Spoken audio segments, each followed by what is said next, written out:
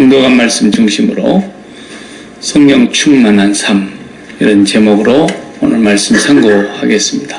지난 주일에 오직 성령만이 해답이다, 이렇게 말씀 우리가 상고했습니다. 성령이 해답이다가 아니고 성령만이, only Holy Spirit, 그분만 우리 세상의 유일한 해답이다. 성령만이. 그래서 성도의 삶은 차선이 없어요. 뭐 아니면 도요. 성령으로 살자, 육체로 사느냐, 둘 중에 하나지 다른 어떤 길이 있는 게 아닙니다. 성령으로 살지 못하면 그냥 육체로 살고 있다는 증거예요. 그러니까 다른 방법, 다른 길, 차선책이 없습니다. 예수 믿는 사람은 오직 성령을 따라 성령의 충만함으로 성령의 인도를 받으며 살아가는 것이 전부입니다. 그 외에는 다 하나님의 뜻이 아닙니다. 그래서 지난주에 우리가 살펴보았던 그 보혜사 성령님은 우리가 이 세상에서 살아있는 동안에 아버지의 나라에 들어가는 그 순간까지 우리를 떠나지 않고 우리를 보호하고 인도하시며 가르치시며 진리를 깨닫게 하시며 하나님을 경외하고 세상을 등지게 하시고 세상에 어떤 어려움이나 환경이 있어도 그 환경을 바꿔주시는 분이 아니라 그 환경을 넘어서서 그 환경이 안 바뀌어져도 그 환경이 성령의 사람을 이기지 못하는, 성령의 충만함은 그런 사람을 말하는 겁니다. 초대교회의 박해를 없애주질 않았어요. 여전히 잡히면 죽고, 여전히 재산 몰수당하고, 여전히 감옥살이하고, 그렇지만 그걸 세상이 이기지를 못했습니다. 이것이 성령의 사람인 거예요. 그러니까 우리가 항상 우리 자신을 진단할 수 있어야 됩니다. 나는 성령의 사람인가? 아직도 육으로 살아가는 사람인가? 성령의 사람은 환경에 구애를 받지 않습니다. 전혀 환경이 어떠냐에 대한 문제가 상관이 없어요. 왜? 성령은 하나님이시니까. 하나님의 능력, 하나님의 권능, 하나님의 권세, 하나님의 손길로 살아가는 사람이기 때문에. 그래서 심지어 죽음도 불사하는 것이지 죽을까 하면 성령의 사람이 아닌 거예요. 아직도 육으로 살아가는 사람인 거죠. 그렇기 때문에 예수 믿는 사람의 매일 기도가 성령 충만하게 해달라고요. 성령 충만을. 그래서 성령 충만한 삶을 벗어나서는 그냥 마귀에게 속하여 죄를 범하고 하나님과 원수가 되고 하나님을 기쁘시게 하지 못하는 삶을 계속 살아가고 있는 거예요. 하나님의 자녀들을 예수 믿게 하시는 분도 성령님이시고, 성령님께서는 예수님의 말씀을 하나씩 하나씩 다 가르쳐서 깨닫게 해주시고, 그 말씀의 뜻을 제자들도 몰랐고, 기적을 보고도 무슨 의미인지를 몰랐고, 엄청난 표적을 나타내도 제자들은 그 의미를 몰랐지만 성령 받은 후에야 그것들을 알게 됐어요. 너희가 이 성전을 헐어라, 내가 사흘 만에 세우리라, 그런 말도 못 알아들었어요.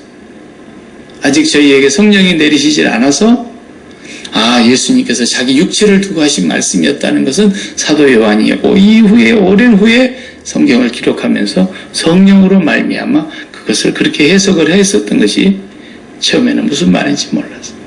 오병이어의 기적을 일으킵니다. 그러면 떡 먹을 줄만 알았지.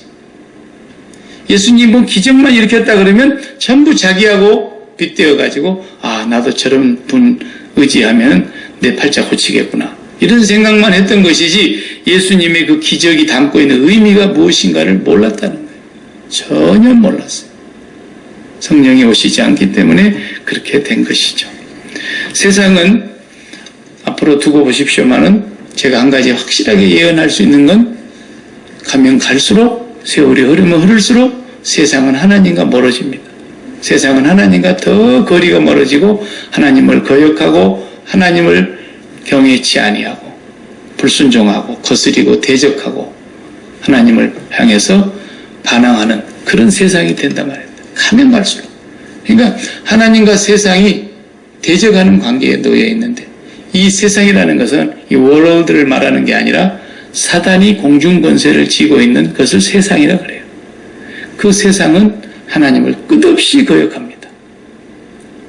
자, 이제는 언젠가는 미국 땅에도 지금은 편안하게 신앙생활을 하는 것 같지만 우리 당대에 될지 우리 이후에 자손들의 세대에 될지 모르지만 엄청난 핍박과 박해와 곤란을 겪어야 될 때가 반드시 오게 되어 있습니다.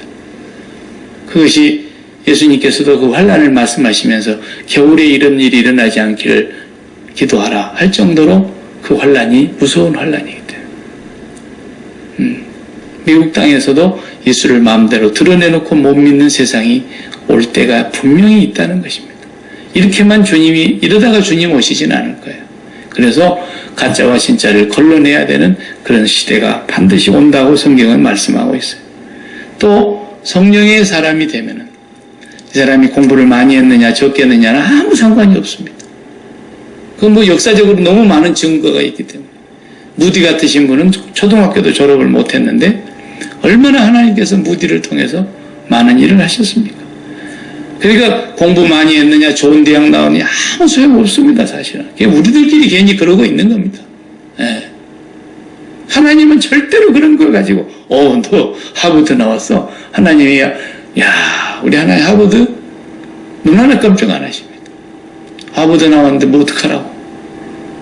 네가 하버드 나왔으면 그 많은 지식과 남들보다 더 나은 재능을 가지고 네가 하나님 나라를 위해서 뭐 했냐. 그거의 문제인 것이지. 박사학위를 10개를 가지고 있어도 소용없고요. 자식 10명이 다 박사를 만들었다 해도 소용없습니다. 성령의 사람이 아니면 아무것도 아닌 거예요. 뭐 어떤 사람은 그저 저한테 은근슬쩍 그냥 자식 자랑하고 그러지만 나는 그냥 기똥으로 들어요 그냥. 그리고 또 기분 나쁘게 들으면 또 사람이 그렇잖아요. 예. 덕이 있어야 되니까. 예. 덕은 또 있어야지 덕도 없이 그러면 안 되니까. 그래도 뭐 그런 자랑해봐야 나는 귓가에도 안 들려요. 예. 웃기고 있는 거예요.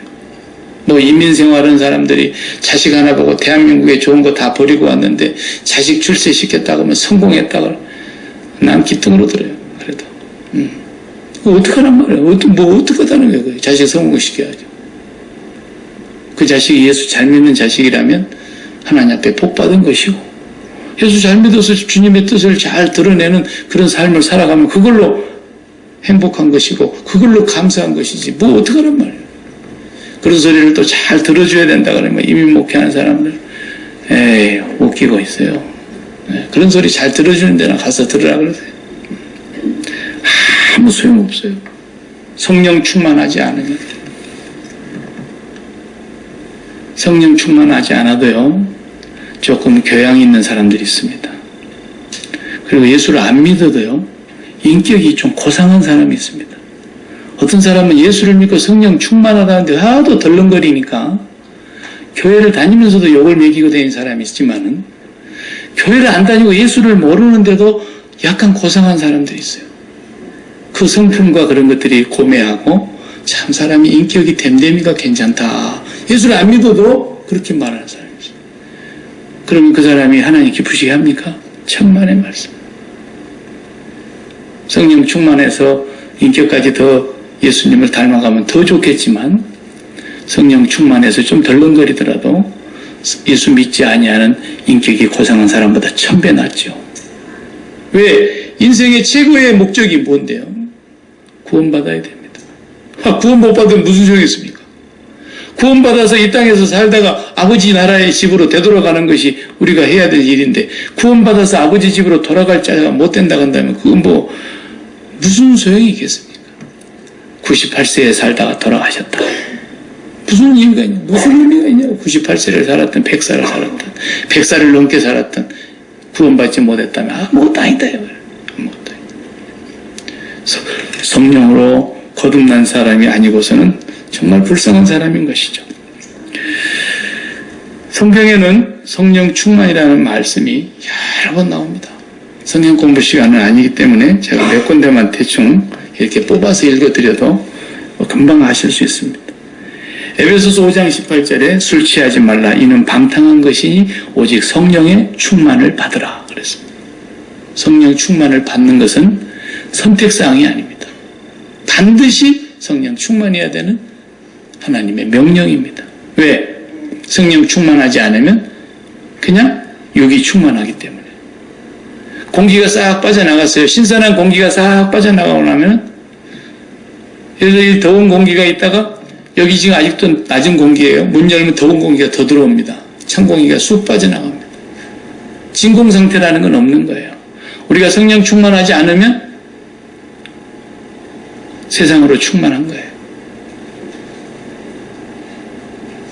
술 취하지 마라. 한 가지 예를 들었어요. 방탕의 열매 가운데 술 취함이라는 게 있다는 거예요.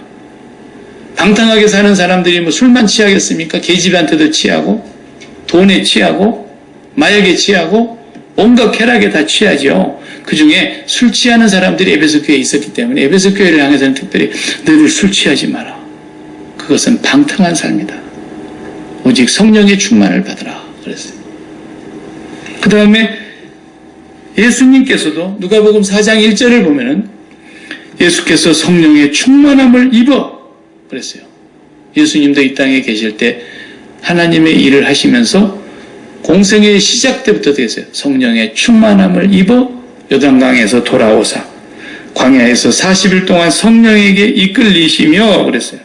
마귀에게 시험 받으시더라. 여기 중요한 말씀이 다 들어있어요. 예수님은 성령 충만하셨다. 그리고 마귀에게 시험 받으셨다. 성령 충만하면 마귀가 시험을 안 하는 게 아닙니다. 성령 충만하려고 하는 순간부터 마귀가 공격에 들어오고 마귀가 시험을 주고 마귀가 악으로 우리를 공격합니다. 대적합니다. 예. 예수님이 성령 충만하니까 마귀가 물러간 게 아니라 마귀가 덤볐다니까요. 그렇지만 주님은 그 시험을 이기셨죠. 예. 그러니까 우리가 시험 당하는데 시험을 이기려면 성령 충만해야 한다는 뜻입니다. 예수님이 말씀하신 것은. 왜 시험 듭니까? 목사가 잘못해서? 아니에요. 교인이 잘못해서? No. 옆집 사람이 잘못해서? 아니라니까요. 자기가 성령 충만하지 않아서 시험 든 거예요. 그걸 모르니까 괜히 옆에 사람한테 책임을 돌리고 옆에 사람 미워하고 그러는 거예요. 성령 충만하면 그런 시험이 와도 오긴 와요. 그러나 넘어서 이겨요. 시험이 안 들어요. 그러니까 시험 든 사람은 내가 성령 충만하지 못한 것을 하나님 앞에 구하지 못한 것이구나. 성령 충만함을 날마다 구해야 된다는 것입니다. 사도행전 4장 31절에도 비일기를 다함에 모인 곳이 진동하더니 무리가 다 성령이 충만하여 담대히 하나님의 말씀을 전하니라. 이 내용은 무슨 내용이냐면 베드로와 야고보를 처음에 헤롯이 야고보를 죽였어요. 그랬죠? 그 다음에 좀 있으니까 너무 백성들이 좋아하니까 유대인들이 좋아하는 걸 보고 베드로도 잡아 죽여야 되겠다고 베드로도 잡았어요. 그렇게 핍박이 오기 시작한 거예요. 그러니까 얼마나 두렵습니까? 이런 핍박이 오는데 두려움이 없을 수는 없죠. 사람이니까. 근데 그 두려움을 이기게 하는 것이 성령 충만이더라는 거예요. 이제 베드로하고 요한이 끌려갔습니다. 끌려가가지고 너희들 예수에 대해서 얘기하지 말라 그랬는데 누가 너희들한테 그런 걸 고난을 줬어? 그러면서 예수님 못지않게 엄포를 놓고 다시는 그 입을 돌리면 가만 안 두겠다 그랬어요. 그러니까 베드로가 거기서 알았습니다. 앞으로는 삼가 조심하겠습니다. 이렇게 나와야 되는 거예요. 옛날 같으면은. 그런데 내가 하나님 앞에서 당신들 말을 들은 것이 옳은지 하나님의 말씀을 들은 것이 옳은지 판단해봐라. 우리는 보고 들은 걸 말하지 않을 수 없다. 잃어버리니까 무식한 학문이 없는 평범한 사람인 줄 알았다가 그 말하는 걸 보고 백성의 장로들과 서기관, 제사장 이 사람들이 그냥 꼼짝을 못해요. 그리고 이제 어떻게 할 길이 없으니까 잠깐 나가 있으라 그랬어요. 거기서 똑똑한 사람 한 사람이 딱 있었는데 바울의 스승 가말리엘이 잠깐 베드로와 요한을 밖으로 나가라 그래놓고 자기들끼리 수군수군했어요. 이보시오. 우리가 역사적으로 보면 몇 년 전에 드다라는 사람이 일어나가지고 저렇게 막 소리치고 돌아다닐 때 굉장하게 사람들이 추종한 것 같았지만 얼마 뒤에 드다가 죽고 나니까 돌아다니던 사람들 다 없어졌지 않냐. 네. 그러니까 이 사람들도 마찬가지다. 예수라는 사람이 진짜일 것 같으면 우리가 하는 일은 막을 수가 없을 것이고 우리가 도리어 하나님을 대적하는 꼴이 될 것이고 예수가 가짜면 가만 놔둬도 없어질 거다. 이렇게 얘기하니까 그 사람들이 그 회의에서 그거 좋은 생각이다. 그래가지고 가말리엘의 말을 듣고 다시 불러들였어요. 불러들여가지고 채찍으로 몇 대 때리고 다시 얘기하지 마. 이렇게 엄포를 놓고 내보냈다. 그 얘기예요. 지금 여기 사도행전 4장 31절이. 와가지고 자기들이 당한 얘기를 성도들 앞에 다 했어요. 근데 그 매 맞고 공의 앞을 나오면서 어떻게 했다 그랬어요? 자기들이 예수 이름을 증거하는 사람으로서 능력을 당한 자로 여김받는 것을 기뻐하면서 공회를 떠났다 그랬어요. 성령이 충만하니까. 매를 맞고 나오는데 기뻐하면서 나왔다는 거예요. 예수 이름 때문에 능력받는 것을. 그 중에서도 자기들이 대표로 가서 매 맞은 것을 기뻐했다는 거예요. 그리고 백성들에게 보고를 하니까 성도들이 그 말을 듣고서 한 마음으로 기도했습니다. 저희가 오늘 4장 31절 말한 비일기를 다음에 모인 곳이 진동하더니 우리가 다 성령이 충만하여 담대히 하나님의 말씀을 전하니라. 두려움이 싹 물러간 거예요. 오히려 더 담대하게 하나님의 말씀을 전하더라. 조금만 문제가 와서 걱정이 온다. 사람이니까 걱정할 수 있다까지 인정합시다. 그렇지만 성령이 충만하기를 구하셔야 됩니다. 그래서 걱정이 다 우리 마음에서 빠져나가야지. 맨날 걱정을 짊어지고 다닌다면 이 사람은 하나님을 기쁘시게 하는 사람이 아니에요. 우리가 자식 키워봐도 그러잖아요. 자식이 아침에 학교 나갈 때도 얼굴이 다 죽어갖고 나와. 인상 팍 쓰고 나와. 학교 끝나고 들어오는데도 얼굴이 풀이 다 죽어갖고 인상 팍 쓰고 나와. 물어도 대답도 안 하고 대꾸도 안 하고. 그럼 부모 마음이 속이 터져요. 응? 비싼 밥 해갖고 밥 먹여서 옷 입혀갖고 학교 보내놨더니 썩을 놈이 이렇게 그냥 사람 속을 뒤집는다고 이런다고요. 자기도 성령 충만하지 않으면 대래 성질이 같이 나는 거야 이제. 예? 그 성령이 내가 충만하지 않으면 자식하고 싸움이 붙는 거예요. 또 너는 왜 말하는데 대꾸도 안 하냐. 이리 와. 나는 한구덩이 쥐어받고 내가 성령이 충만하면 하나님 제가 지금 바람 빠진 풍선이 돼가지고 지도 인생이 공고한가 봅니다. 저 아이에게도 성령이 충만하게 해주시옵소서. 성령이 충만하면요 5살짜리 아이가 밤을 새워 기도합니다. 어린아이의 영이라고 무시하면 안 돼요. 영은 똑같은 거예요. 성령이 임하시면 어린아이도 영을 받으면 성령이 임할 때 권능이 임하고 어린아이도 기도를 밤새도록 해요. 밤새도록. 5살짜리도. 그냥 마냥 이쁘다고 할 아이만 아닌 거예요. 성령이 충만하기를 기도해야 돼요. 세례 요한은 모태로부터 성령이 충만했다고 그랬어요. 성령 충만을 날마다 사모하고 우리가 기도하라고 주님은 성령 충만 받으라고 말씀하셨습니다. 주님도 성령 충만하셔가지고 일하셨다 이 말입니다. 성령 충만하지 않으면 날마다 죄 짓는 거예요. 그냥 죄를 안 지으려 해도 내가 죄인이니까 죄를 아무리 안 지으려고 애를 써도 죄인 줄 알아. 그러나 더 이상 죄 짓기 싫어. 그래도 죄를 지어. 왜? 성령이 충만하지 않으니까. 어쩔 수가 없어요.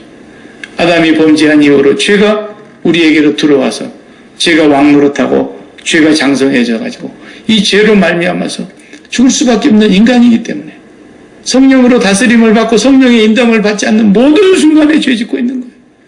뭘 오래 살라 그래요. 살 때까지 살다 죽는 거예요. 그냥 오래 살려고 할 것까지는 없어요. 평생 죄 짓는 것이 전부예요. 성령 충만하지 않으면. 그런데 우리가 얼마나 일생을 살면서 성령 충만한 시간이 얼마나 됩니까? 이걸 생각해 보면은 이 세상은 지옥이에요. 이 세상이 지옥이 아니라는 사람은 아직도 이 말이 뭔 말인지를 모르는 거예요. 이 세상이 지옥이라는 사람은 아직도 영적으로 깨어있지를 않는 거예요. 자기가 얼마나 지금 죄 속에서 헤매고 있는 줄도 모르고 영적으로 감각이 무뎌지는 거예요. 내가 지금 죄 안 짓고 있는 줄 알고 있어요. 내 영혼의 상태가 얼마나 심각하다는 걸 전혀 자각하는 증세가 없는 거예요. 그렇기 때문에 이 세상이 지옥같이 느껴지지를 않는 거죠. 이 세상이 돈만 있고 질병 없고 자식 문제 없으면 천국 같습니까? 아닙니다. 돈 문제가 하나도 없고 건강 질병 문제 하나도 없고 자식의 모든 문제가 하나도 없어도 여전히 이 세상은 공중 권세 잡은 자의 손아귀에 있어서 지옥이에요. 잠시도 우리가 방심하면 우리는 죄 속에 빠져서 헤어나지 못하는 인생이에요. 이걸 명심해야 돼요. 그래서 우리 인생에게 있어서 제일 중요한 것은 구원받는 겁니다. 구원받는. 그래서 성령이 오신 거예요. 성령이 오셔서 첫 번째로 하시는 일이 뭐예요? 내가 구원받는 거예요. 니고데모도 그걸 모르니까 사람이 어머니 뱃속에 들어갔다가 또 나온단 말입니까? 이런 동문서답을 했지만은 예수님은 단호합니다. 물과 성령으로 네가 다시 나지 않으면 하나님 나라를 볼 수 없다. 예? 사람은 구원받는 게 첫 번째입니다. 그것 때문에 성령이 오셨어요. 그것을 성령 세례라 그래요. 성령 세례. 성령으로 세례를 받는 것을 그렇게 말하는 거예요. 성령으로 세례를 받은 사람은 거듭난 사람이에요. 그래서 세례는 두 가지가 있는 거예요. 물 세례와 성령 세례. 옛날에는 세례 문답할 때 꼭 그걸 배웠죠. 세례는 두 가지가 있다. 하나는 물 세례가 있고 하나는 성령 세례가 있다. 물 세례는 누구한테 받는 거예요? 목사에게 받는 거예요.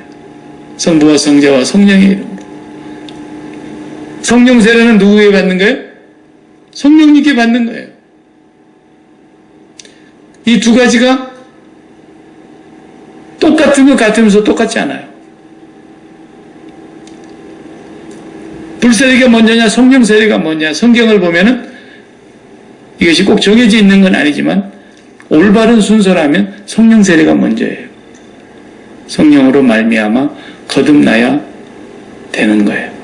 그러고 난 거듭난 사람을 모든 공적인 회중 앞에서 예수 그리스도를 시인하고 고백함으로써 목사가 세례를 베풀어서 이 사람도 우리 공동체의 일원이 됐다고 받아들이는 거거든요. 근데 성령 세례를 받지 못해도 물 세례부터 먼저 받은 사람도 있어요. 군대 가면 그런 사람이 많아요. 군대 특히. 한국 군대는 어떻게 지독하게 고생하고 그냥 내무반에서 쉬는 시간도 괴롭히니까 고참들이 일요일 하루만이라도 편하게 지내고 싶어서 가는 데가 피신대로 가는 데가 교회예요. 거기 가면 예배 드리는 데가 좀 잠잘 수 있어서 편하고 그 다음에 예배 끝나고 나면 또 어머니가 해준 밥 같은 반찬에다가 밥 먹을 수 있고 초코파이도 하나 또 얻어갖고 와서 집에서 먹으니까. 예. 근데 교회를 열심히 나갔더니 다 예수 믿으래. 그리고 예수 믿습니까? 군기가 빠졌구나. 예수 믿습니까? 예, 믿습니다. 세례받아. 세례받는 거예요. 이 사람들은 예수가 누군지도 모르고 그냥 교회 따라 나갔다가 물세례 받는 사람들도 허다해요. 저도 그런 사람들 세례 많이 베풀어 봤어요. 그 중에 몇 사람이 성령 세례를 받을지는 우리는 알지 못해요. 그러나 물세례는 주님이 베풀라고 했으니까 베푸는 것은 베푸는 것이지만 물세례 받았다고 해서 다 천국 가는 건 절대 아니에요. 반드시 성령의 세례를 받아야 돼요. 성령이 오셔야만 그 사람이 거듭나고 그 사람이 예수를 나의 주 나의 하나님으로 고백하게 돼 있는 거예요. 진심. 그리고 나면 그 다음으로 가장 중요한 게 뭡니까? 성령 충만이에요. 다른 건 없어요. 성령 충만한 삶, 그것만 구하는 거예요. 성령을 따라 살도록, 성령의 인도를 받도록, 성령의 충만함을 힘입어서 살아가도록 매일 그걸 구하는 거예요. 교회를 건성건성 다니면 안 돼요. 매일 기도해야 돼요. 옛날에 제가 강원도에 지금 돌아가셨습니다만 강원도에 계신 그 대천덕 신부라고 영국 스코틀랜드 쪽에서 오셔가지고 그 하신 분이던가 그쪽이 조상이 아마 그쪽일 거예요. 그 대천덕 신부가 쓴 책에 보면은 그 얘기가 있어요. 나는 하루아침도 아침에 일어나서 기도할 때이면 성령의 충만을 구하지 않는 날이 없었습니다. 네.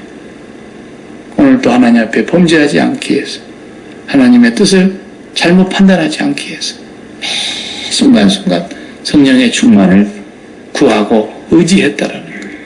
성령의 충만.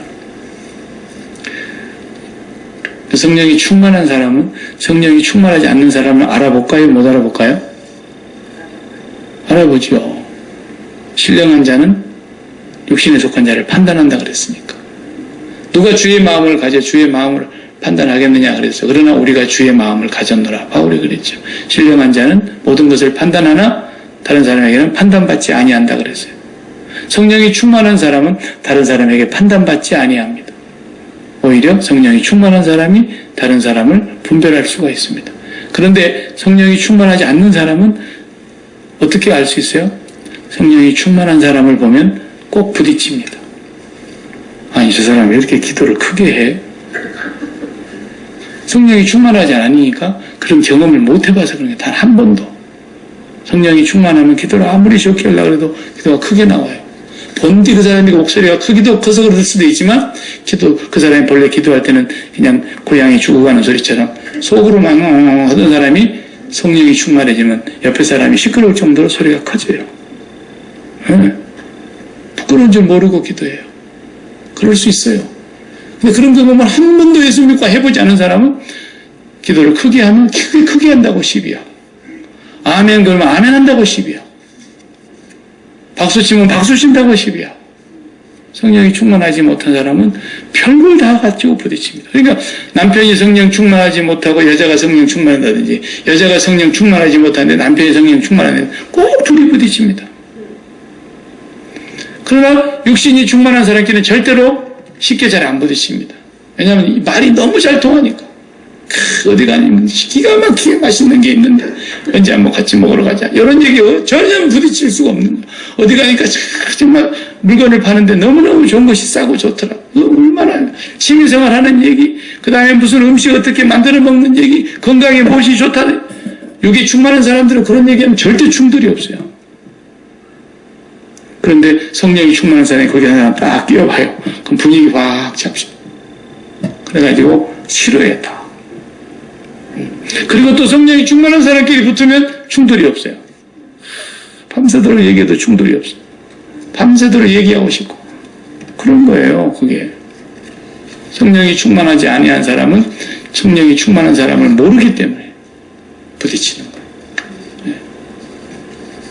물론 어떤 공동회중의 모임이나 또 여러 사람이 이렇게 예비하는 장소에서는 잠잠해야 될 때가 있고 절제해야 될 때가 있고 물론 그런 건 필요한 거지만 일반적인 얘기를 하는 거예요. 저는 일반적인 얘기. 성령이 충만한 사람의 그 증상을 사람들이 성령 충만하지 아니하면 못 깨닫습니다. 네. 성령 충만한 사람이라야만이 하나님을 기쁘시게 할 수 있습니다. 로마서 8장 우리 한번 거기를 찾아서 읽어보고 싶습니다. 로마서 8장 1절부터 7절의 말씀을 보시면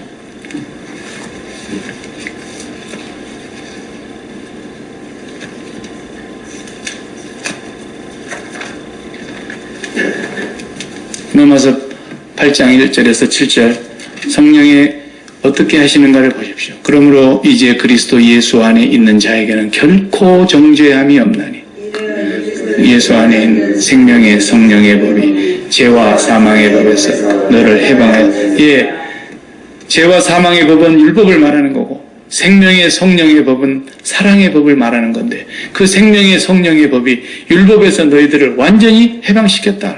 그래서 남을 사랑하는 자는 율법을 다 이뤘다 그랬잖아요.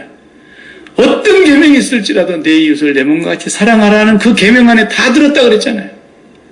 하나님 사랑과 이웃 사랑, 그 사랑이라고 하는 그 계명, 믿음, 소망, 사랑은 항상 있을 것이지만 그 중에 제일인 그 사랑, 하나님은 사랑이신 그 사랑, 그 성령의 법은 우리를 완전히 자유하게 합니다.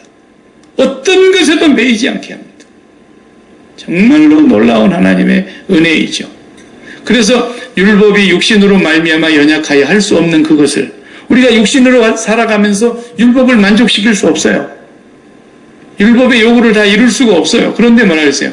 하나님은 하시나니 곧 죄로 말미암아 자기 아들을 죄 있는 육신의 모양으로 보내어 육신에게 죄를 정하사 육신을 따르지 않고 그 영을 따라 행하는 우리에게 율법의 요구가 이루어지게 하려 하심이니라. 율법의 모든 요구가 다 이루어지게 하시는 법이 뭐예요? 생명의 성령의 법이에요. 얼마나 놀라운 법입니까? 성령에 충만한 사람은 그래서 율법의 요구를 이루어지게 하고 살 수 있다는 겁니다. 5절 다 같이 육신을 따르는 자는 육신의 일을 영을 따르는 자는 영의 일을 생각하나니 육신의 생각은 사망이요 영의 생각은 생명과 평안이니라. 육신의 생각은 하나님과 원수가 되나니 이는 하나님의 법에 굴복하지 아니할 뿐 아니라 할 수도 없어요. 할 수도 없어. 아무리 하려고 해도. 8절 육신에 있는 자들은 하나님을 기쁘시게 할 수 없느니라. 보세요. 그럼 육신에 있는 사람이 어떤 사람이에요? 성령 충만하지 않는 사람. 성령 충만하지 않으면 절대로 하나님을 기쁘시게 할 수 없다니까요. 그러니 우리가 하나님을 기쁘시게 하기 위해서 성령 충만을 구해야 된단 말이에요. 육신이 충만해가지고 있으면 하나님과 원수되는 삶을 계속 사는 거예요. 내가 하나님과 원수되고 싶은 사람 누가 있겠습니까? 하나님 거스리고 하나님 앞에 죄 짓고 싶은 사람 누가 있겠습니까? 그런데도 육신에 속가 있으면 어쩔 수 없이 죄 짓고 어쩔 수 없이 하나님과 원수가 되고 하나님을 기쁘시게 하지 못하고 하나님을 대적하는 자가 되고. 정말 이 성령 충만이라는 것은 그래서 선택사항이 아니라 필수사항이고 유일한 사항입니다. 다른 길이 없어요. 매일매일 성령 충만 구해야 됩니다. 나는 20년 동안 가까이 이민생활에서 같이 여러분과 지냈기 때문에 이민생활이 얼마나 힘들다는 것 정도는 이제 압니다.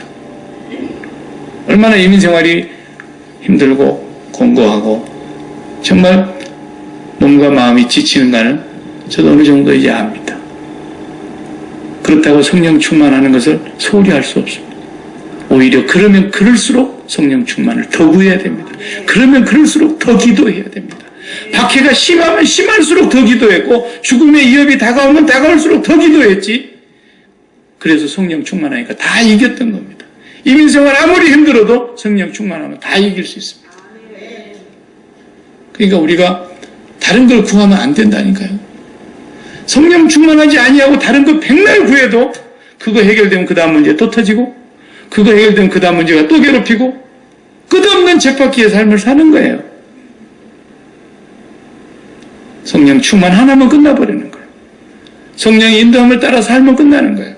성령 인도를 따르지 아니하면 육신을 충만하게 하고 육신의 소욕을 따라서 살아가기 때문에.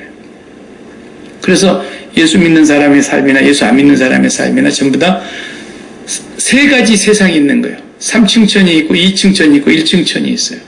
바울은 3층천의 삶을 맛본 사람이라고 성경이 고백하고 있죠. 자기가 1층, 2층, 3층이 뭔 얘기냐면 영적인 질서인데 이게 영적인 세계예요. 영적인 세계. 1층천이라는 것은 그냥 말 그대로 우리가 육체가 이 땅에 관계하고 살아가는 걸 말하는 거예요. 육체가. 이 육체가 살아있는 동안 모두가 다 예수 믿거나 안 믿거나 1층천의 삶을 지금 살고 있어요.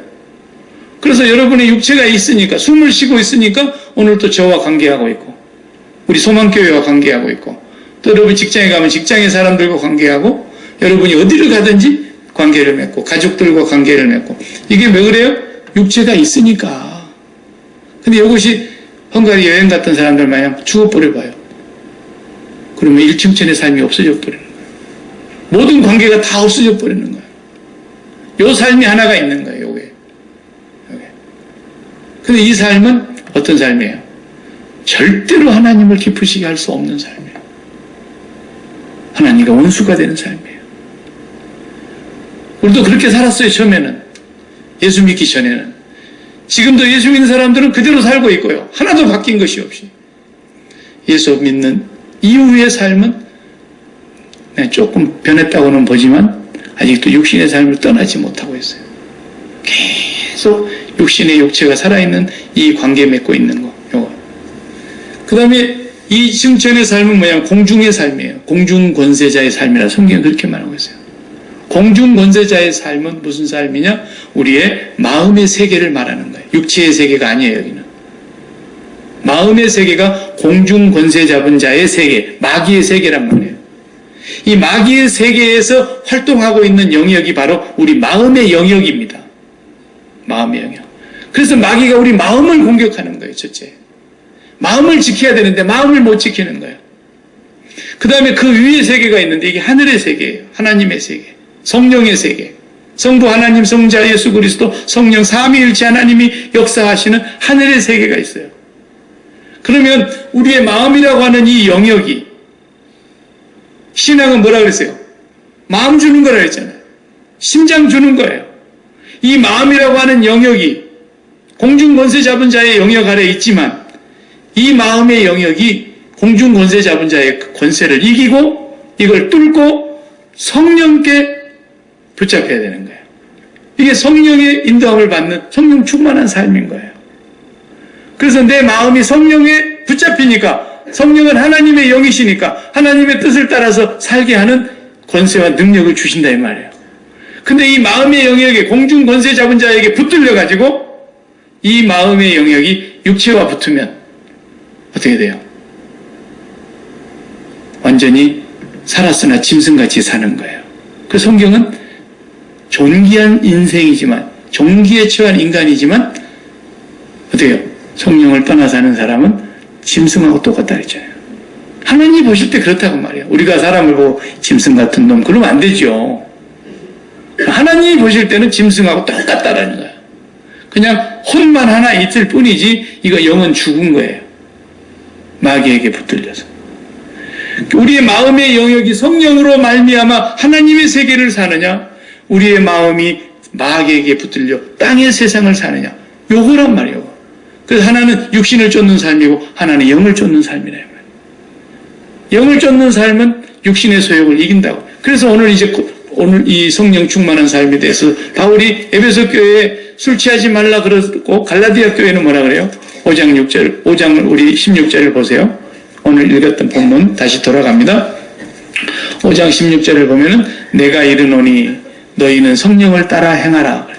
마음의 영역이 예수 그리스도를 통해서 하나님의 나라 성령이 역사하시는 그 삶으로 나아가는 거예요. 우리의 마음이. 예, 성령과 연결되는 걸 말하는 거예요. 성령의 세례를 받은 사람은 끊임없이 그 성령을 존중히 여기고 그 성령을 사모하고 성령을 구하고 성령을 사랑하고 성령의 역사를 끊임없이 순종하고 성령을 구하는 거예요. 그래서 우리의 마음의 영역이 성령을 따라서 살아야 된다는 거예요. 그러면 어떻게 된다고요? 육체의 욕심을 이루지 아니하리라. 우리의 마음의 영역이 땅의 세계에 육체의 세계에 영향을 받지 않을 거라는 거예요. 네. 17절 다 같이 읽어보세요. 육체의 소욕은 성령을 거스리고 성령은 육체를 거스리나니 이 둘이 서로 대적함으로 너희가 원하는 것을 하지 못하게 하려 함이니라. 그랬어요. 그렇습니다. 끊임없이 다투는 거예요. 끊임없이. 그러니까 우리가 이제 정직해져야 돼요. 교회를 다니면서도 성령을 받지 아니한 사람이 교회를 다닐 수 있어요. 아시겠습니까? 교회를 다니면 다 성령 받은 게 아니에요. 네. 그럼 우리가 판단하면 안 돼요. 주님은 그래서 교회를 둘로 구분하시는 거예요. 보이는 교회와 보이지 않는 교회로. 인비지블 처치가 진짜 교회라 그랬어요. 성령 안에서 남자나 여자나 유대인이나 헬라인이나 전 세계 온 열방 안에 하나님을 믿는 그리스도의 몸인 교회가 지어져 가고 있는 인비지블 처치가 진짜 교회인데, 그러나 이 비지블 처치 안에 오늘날 10,000명이 모이든 10명이 모이든 그 교회 안에 교회를 다닌다고 해서 다 성령 받은 건 아니에요.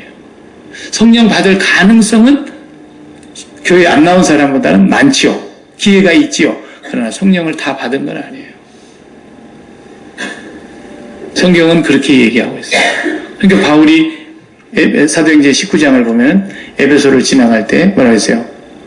거기 있는 예수 믿는 사람들이 모여있는 에베소 교회를 가서 뭐라 했어요? 너희가 믿을 때에 성령을 받았느냐라고 물었어요. 바울이 딱 보니까 성령을 받지 않는 냄새가 나거든. 성령 받은 사람은 성령 받지 않는 사람은 금방 안다니까요. 그렇게 물은 거야. 너희가 믿을 때에 성령을 받았니? 그렇게 물었어요. 그러니까 뭐라 했어요? 우리는 성령이 있다는 이름도 못 들어봤다 그랬어요. 보여. 바울이 정확하게 본 거예요. 그래서 그 속에 가서 예수 그리스도를 전합니다. 거기는 누가 목회했어요? 아볼로 목사가 목회했거든. 아볼로도 자신이 없었던 거예요. 맨날 이상한 소리만 하니까 브리스길라와 아굴라 부부가 아볼로 목사를 데려다가 다시 전했어요. 그리고 아볼로가 예수 그리스도로 성령의 세례를 받은 것을 확실히 경험하고서 그 사람을 고린도로 보냈어요. 고린도에 가서 유대인들과 함께 변론할 때 유력한 말로 그들을 이겼다 그랬어요. 그 바울이 에베소에 와가지고 묻는 거야. 너희가 믿을 때 성령 받았니? 그러니까 성령이 있음도 우리는 들어보지도 못했는데 그럼 너는 무슨 세례 받은 거야? 요한의 이름으로 세례 받았다는 거야. 그래서 다시 예수 그리스도를 전하고 세례를 베풀고 안수했더니 일부는 방언도 하고 예언도 하고 거기에 은사가 나타나고 12사람쯤 남자가 성령을 받더라 그랬어요. 교회를 다니면 다 성령 받는 게 아닙니다. 정직해야 돼요. 정직하면 성령을 받을 수 있다. 무슨 말이냐? 내가 성령 못 받은 것 같으면 하나님 앞에 가서 기도해야 돼요. 왜냐하면 성령 받지 않고도 얼마든지 성령 공부할 수 있고 성령 받지 않고도 얼마든지 성경을 지식으로 배워서 알 수 있고 성령 받지 않고도 얼마든지 성령에 대해서 들을 수 있고 에베소 교회 성도들은 성령이 있음도 듣지도 못했지만 성령이 있다는 것도 들을 수 있어요. 그러나 교회를 다닌다고 해서 성령을 다 받는 건 아니에요. 성령 받을 가능성이 높은 건 사실이죠.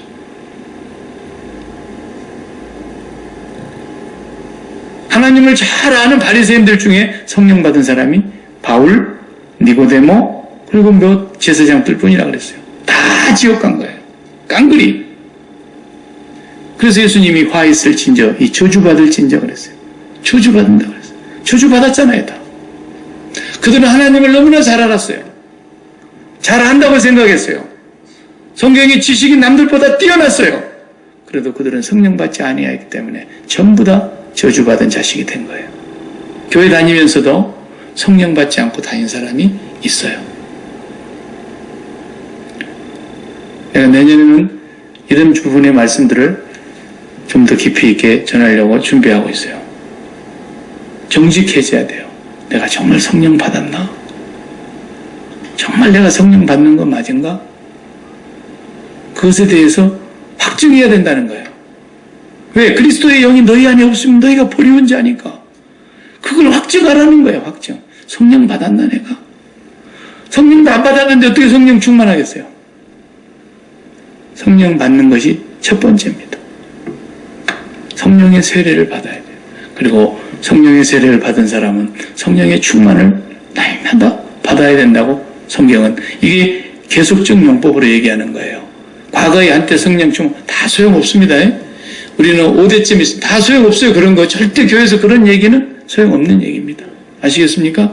과거에 내가 막 기도원에 가서 불 받아갖고 막 난리죠. So what? 아무것도 아닙니다. 3년 전에 밥 잘 먹은 거 갖고 지금까지 버팁니까 그 사람이? 아무 소용없다니까요. 오늘 지금 now here 여기에 보라 지금 은혜 받을 만한 때고 보라 지금 구원의 날이로다는 거예요. 성령은 소멸됩니다. 그래서 성령을 소멸하지 말라고 데살로니가전서 5장 19절에 항상 기뻐하라 쉬지 말고 기도하라 범사에 감사하라 이것이 하나님의 뜻이니라 그러고 성령을 소멸치 말며 19절에 했어요. 성령을 소멸하고 있는 거예요. 성령이 소멸된 사람 어때요? 기도가 안 나와요. 공중기도하라고 하면 그냥 그렇게 회의 때는 큰소리 치고 말도 잘한 사람이 그렇게 막 어떻게 음식 같은 뭐 맛있는 음식 건강 관리하는 그런 거 그냥 박사처럼 얘기하던 사람이 김 집사님 기도하세요. 그러면 기도를 못해. 성령 받지 않을 가능성이 많아요. 오늘날 교회가 너무 그걸 도매금으로 다 넘어가니까 그걸 지적하지 않으니까 그 알량한 자존심 때문에 그 자존심 지켜주느라고 말을 안 하니까 교회가 그냥 다 도매금으로 넘어가는 거예요. 성령 받은 줄 알고. 천만의 말씀이에요. 성령 받지 않은 사람 너무너무 많아요. 교회 안에. 교회 안에 전도해야 될 사람이 너무너무 많아요.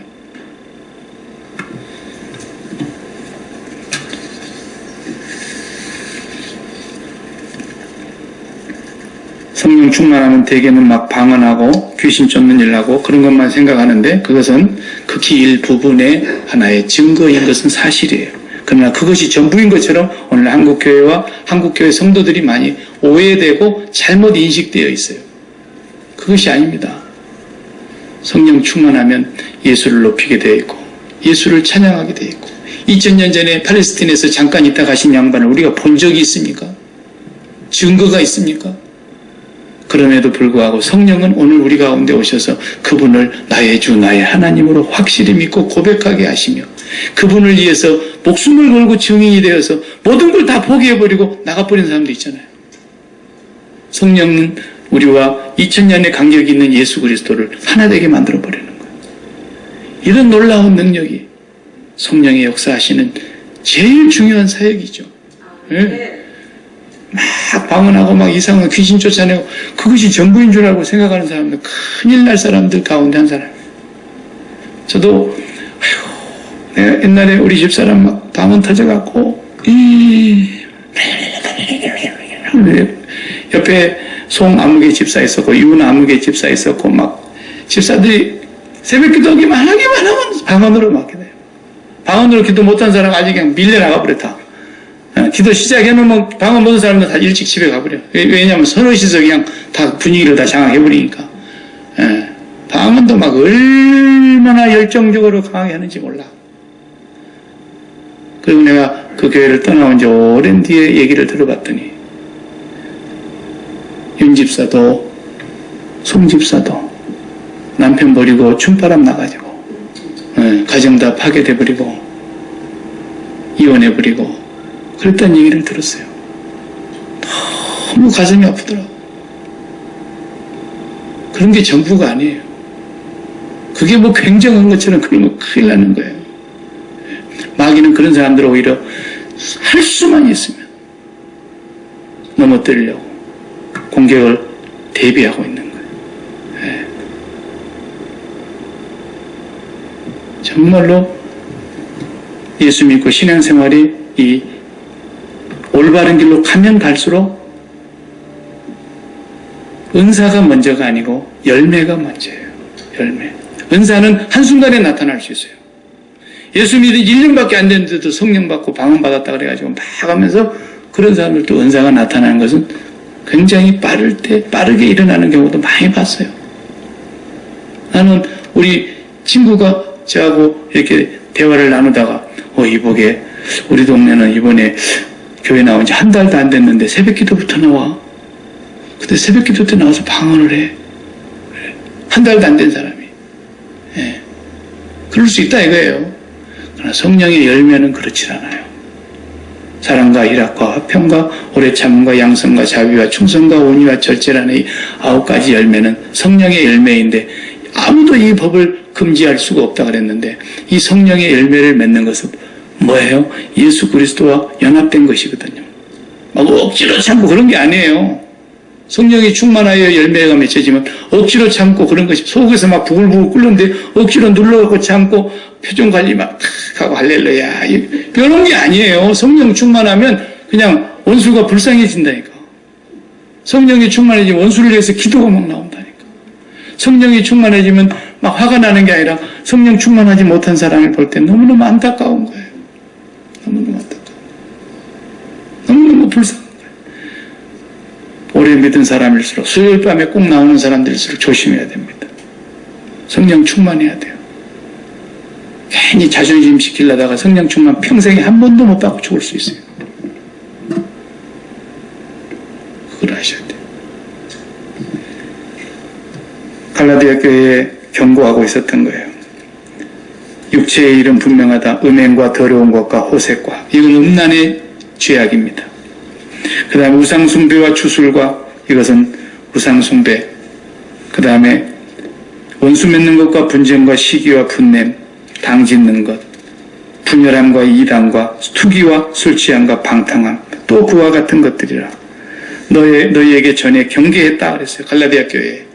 그랬는데 지금 갈라디아 교회가 또다시 이루고 있다는 것을 바울이 지금 경고하고 있는 거예요. 이런 일을 하는 자들은 하나님의 나라를 유업으로 받지 못할 것이요. 그랬어요. 절대로 하나님의 나라는 이들에게 없어요. 그래서 갈라디아서 3장 1절을 보면 너희가 3장 3절을 보면 뭐라 그랬어요? 어리석도다 갈라디아 사람들아 너희가 육체 성령으로 시작하였다가 육체로 마치려고 그러느냐 그랬어요. 성령이 충만한 교회였어요. 갈라디아 교회가. 그런데 육체로 마치겠느냐? 육체로 완전히 무너져 내리고 있는 소식을 듣고 바울이 쓴 소식이란 말이에요. 성령의 충만한 삶을 우리는 기도하지 않고는 저는 불가능하다고 분명히 말씀드립니다. 그 기도도 그냥 적당한 기도 말고 말입니다. 얼마나 간절히 기도해야 되는지 아세요? 적어도 우리 육체에 병이 들었으면 그 병을 고치려고 간절히 노력하고 있는 것, 그 이상으로 성령을 구해야 돼요. 우리 자식들에게 어떤 절박한 문제가 생겨가지고 이 문제가 해결되지 않으면 자식의 앞날이 캄캄하다. 그래서 이걸 해결해야 되겠다는 그런 문제를 해결하기 위해서 애쓰고 힘쓰고 노력하는 그 이상으로 성령을 사모해야 됩니다. 내가 돈을 벌기 위해서 열심히 수고하고 땀 흘리는 그 이상으로 성령의 충만을 구해야 합니다. 그렇지 않고는 하나님을 기쁘시게 하기가 어려운 세상입니다. 지금 우리가 살아가고 있는 이 세상 속에서 성령을 받았으나 충만하지 않을 수 있고, 성령을 받았으나 성령을 소멸해가는 사람도 있을 수 있고, 과거에 한때에 충만했다고 할 수 있으나 지금은 성령의 충만이 전혀 없는 사람이 있을 수 있고, 아니 아직 성령을 받지도 못한 사람이 있을 수도 있고, 교회는 가지가지입니다. 그러나 한 가지로 구하는 자에게 성령을 주시지 않겠느냐, 주님은 분명히 약속하셨습니다. 매일매일 성령의 충만함을 구해서 담대하게 죄도 이기고 세상도 이기고 사단의 권세, 귀신의 역사 다 이기고 이 세상의 어떤 어려움도 내 기쁨과 내 평강을 빼앗아갈 수 없도록 이기고 담대해지는 그런 저와 여러분이 되기를 간절히 바랍니다. 하나님, 우리가 너무나 영적인 자각이 죽어가고 있지 아니한지 우리의 영적인 온도계를 다시 한번 점검할 수 있게 하여 주시옵소서. 무엇이 내게 가장 시급한 문제입니까?